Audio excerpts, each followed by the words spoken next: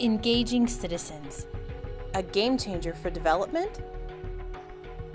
Citizen engagement, theories and mechanisms, with Alina Rocha Menical, Research Fellow, Politics and Governance, Overseas Development Institute, and Senior Research Fellow, Development Leadership Program, University of Birmingham. As Mary noted in her previous presentation, drawing on the recent work of both the World Bank and others, in this course we define citizen engagement as a two-way interaction between citizens on the one hand, which include organized civil society and the private sector, and governments on the other, in a way that gives citizens a stake in decision-making processes with the objective of improving development.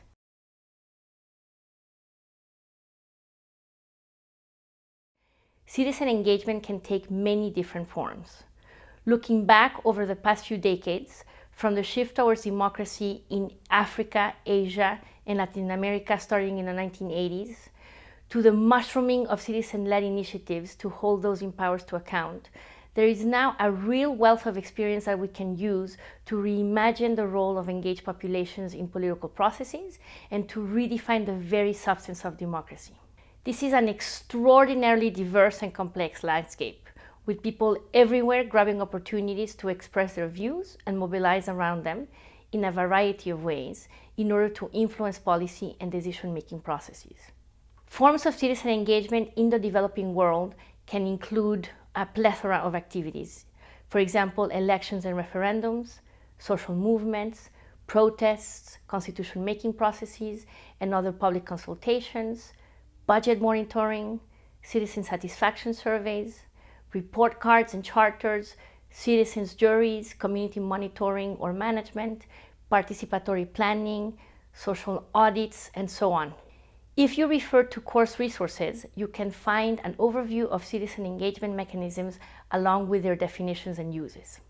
While it is impossible to provide a comprehensive picture of the many forms of citizen engagement, it is worth highlighting some dimensions that have particular resonance in our world today.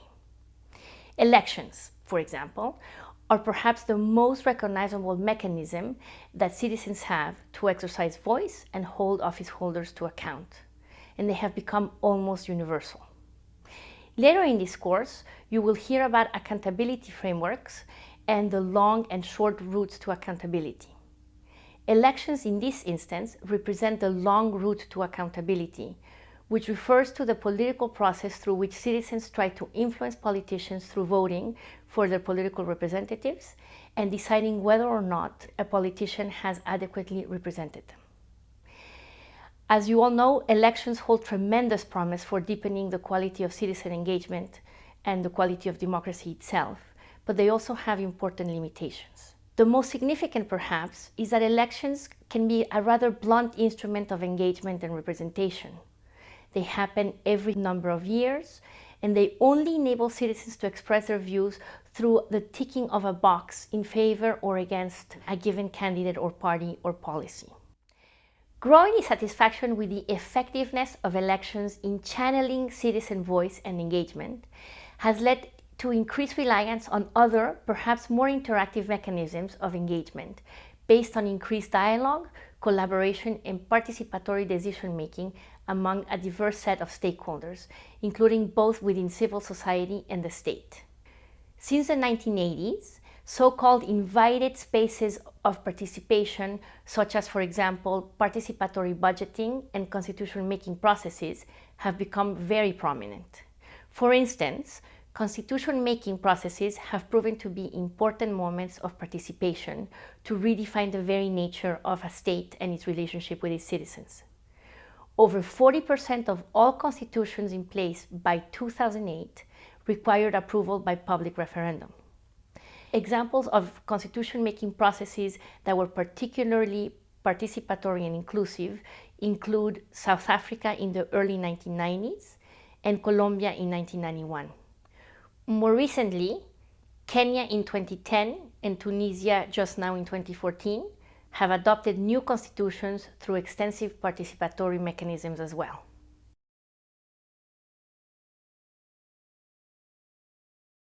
The role of organized civil society through non-governmental organizations or NGOs has proven instrumental in channeling citizen voice and engaging with political parties, elected representatives, and other relevant actors in the kinds of invited spaces highlighted above.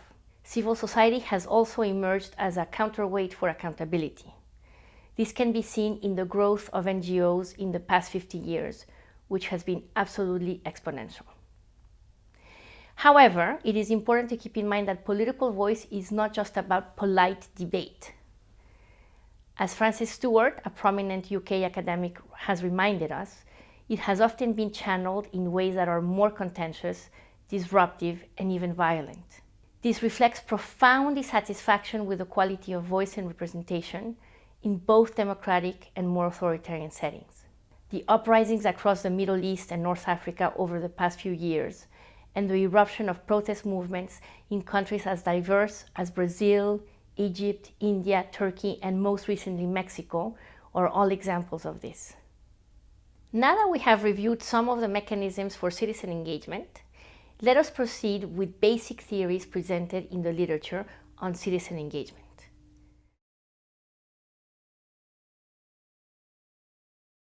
To begin with, it is important to understand the concept of intrinsic versus instrumental citizen engagement.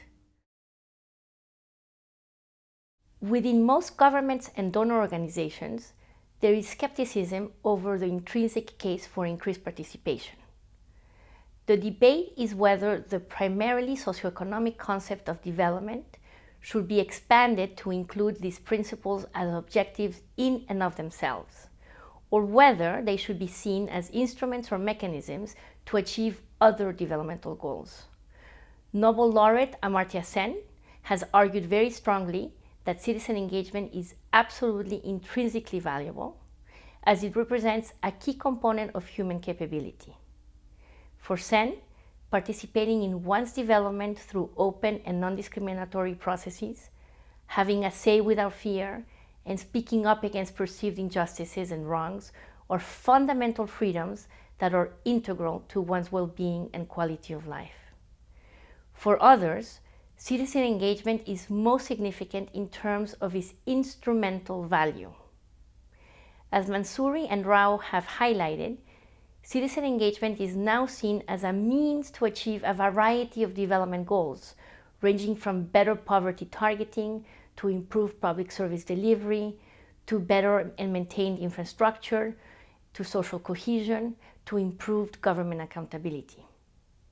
For example, having communities involved in the management and monitoring of services can help to ensure that they meet those communities' needs more effectively and that local problems or gaps are more efficiently identified and dealt with. A central challenge for governments and the donor community is how to move from innovative efforts of citizen engagement that can be quite effective but are still quite scattered and on a small scale towards efforts that are much bigger in scope and have greater socioeconomic impact. Despite research advances, practitioners still know very little about the types of interventions and wider governance structures and power dynamics that are needed for citizen engagement to have this broader socioeconomic impact. This leads us to the final and perhaps most important concept for the course, the feedback loop. Supporting a two-way flow of information not only for citizens, projects, and project managers and implementers, but also for governments, service providers, and CSOs should foster more substantive citizen involvement by reducing information asymmetries and facilitating recurring interaction throughout the development process. Examples like community scorecards or public hearings and social audits can bring together citizens and communities with local level government officials, politicians, and service providers to exchange information and views on how well services are performing and to agree on joint action plans to address gaps or problems identified. Of course, just using a citizen feedback mechanism does not necessarily ensure robust participation or even citizen cognizance of the opportunity to participate. This issue, which is critical to a better understanding of what works where, how, and why, will be explored further in the next module. Getting to the core of when and how citizen engagement can be effective, and critically for whom, means grappling with the underlying politics at play, as well as with existing inequities in a given society. In the next talk of this module, Élève Grandvoinet will talk about how contextual factors affect and shape opportunities for successful citizen engagement.